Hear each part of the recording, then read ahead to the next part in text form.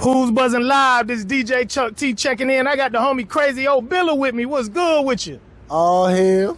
Alright, so man, tell everybody where you from, where you represent, man. I'm from Orangeburg, South Carolina. Okay. You know, I represent both Carolinas, you know what I'm saying? There it but is. I'm from South Carolina, you feel me? Definitely. Word. How you came up with the name Krazy Obilla? I always say there's a lot that goes into a name. I was locked up at Tuberville.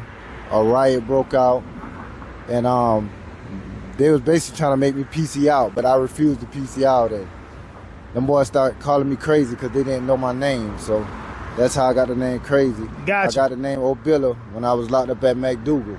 Gotcha. They gave me the name Obilla. Instead of calling me OB like they call everybody else, they just call me Obilla.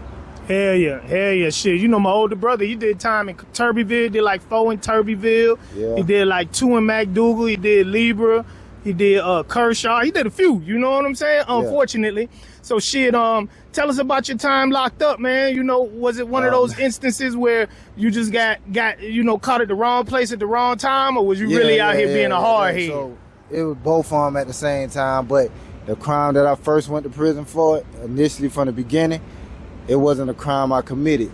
Got you. I went to prison 4 times, but 3 times I didn't commit the crime. I was just around the wrong people. When they committed a crime, I didn't want it to tell, so I had to go down with it. Got you. Nah, I understood. You kept it real, stuck to the code. Yeah. That's all that matters at the end of the day.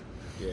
So, to some of the young people who are out here who think jail is cool, jail is fun, what type of message you got for them? See, a lot of people, they'll come home and they'll act like they made it through that shit and that shit was just a walk in the park.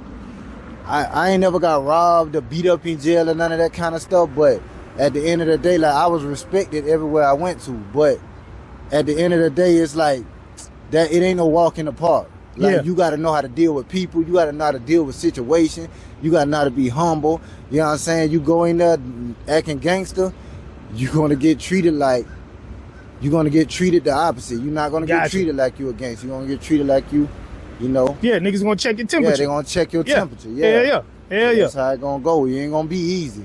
Gotcha. So when did you start rapping? You know what I'm saying? And when did you start taking it serious? I started rapping when I was on a 100-day lockdown in prison. I had nothing else to do, so I wrote a poem, and I said, matter of fact, let me try to rap or sing this poem. And I started rapping it, and then, what made me like rapping, what made me like doing it was the inmates in the dorm, they started liking my music. Okay. And they wanted me to rap every day to help them get through their time. So when I came home, I ain't took it serious until like after the 3rd time of going to prison. Then I took it serious after that. And that's when I started seeing progress. Gotcha. So a lot of us, who are from South Carolina and who are in North Carolina who do music, we know you from your famous song. Let me not say favorite, it's my favorite. Yeah. But your famous song, it was How to Rob the Industry, right? It was called Rob Atlanta. Gotcha, Rob Atlanta. Yeah, Rob Atlanta. So it was literally like a play off of 50 Cent's How to Rob the Industry, but you were talking about how to rob Atlanta because Atlanta was what was on at the time. Yeah. What was the thought process behind that song? Was it, just something fun and happy, or was it like, fuck that shit? Fuck Atlanta. I was in county jail, and I was thinking like, they wouldn't give me a bond. They had locked me up. They put false charges on me. They said I held my baby as a human shield from the police. Damn. So they had false charges on me. So I was in county jail like, dang, they got me in here with no bond. If I ever get a bond, I know I'm gonna need a lawyer.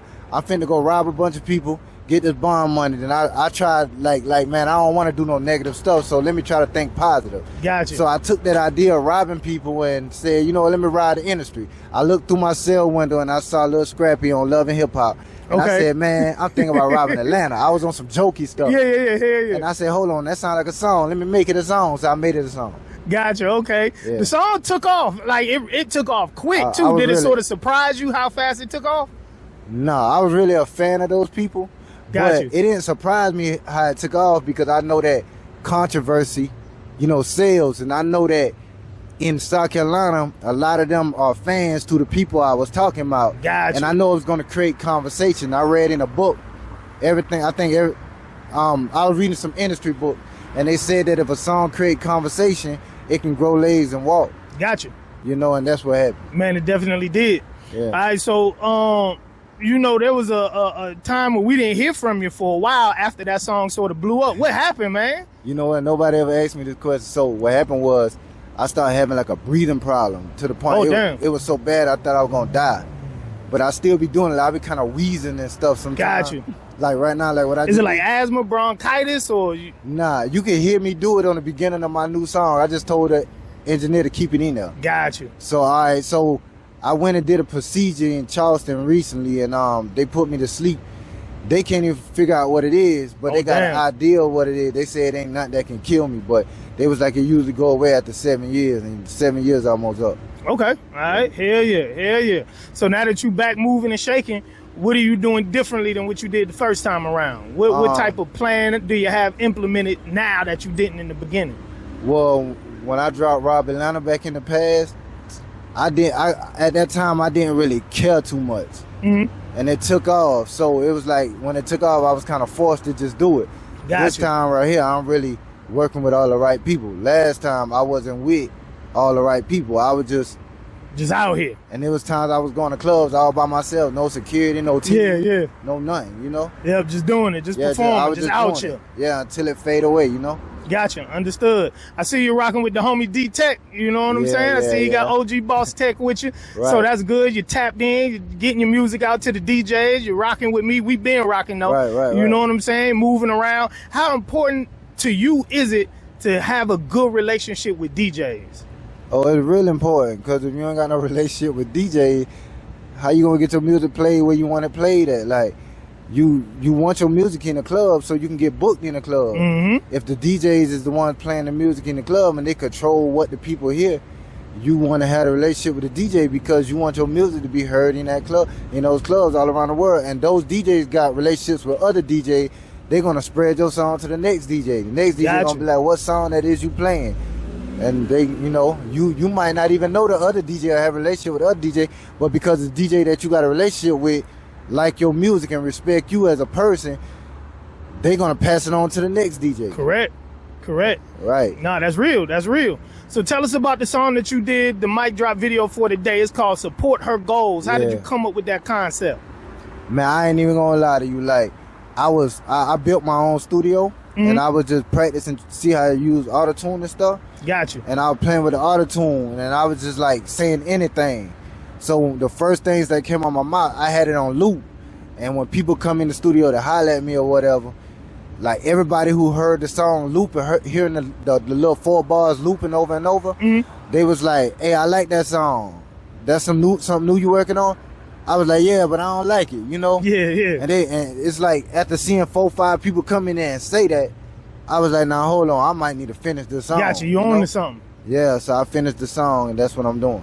Gotcha. All right, so man, what can we be on the lookout for from you in the near future? What you cooking up?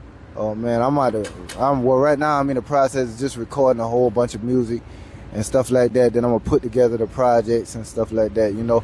It's really still, I'm just blowing with the wind. I'm just, you know. Gotcha. It ain't going really, with the flow, seeing what's happening. I'm blowing with the wind. I'm going with the flow. Gotcha. All right, so look, man, tell people how they can get in contact with you, where they can find you at online.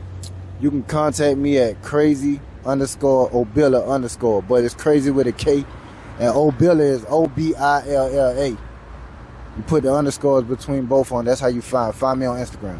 Gotcha. All right, DJ Chuck T, who's buzzing live, Krazy Obilla. We out. Oh hell.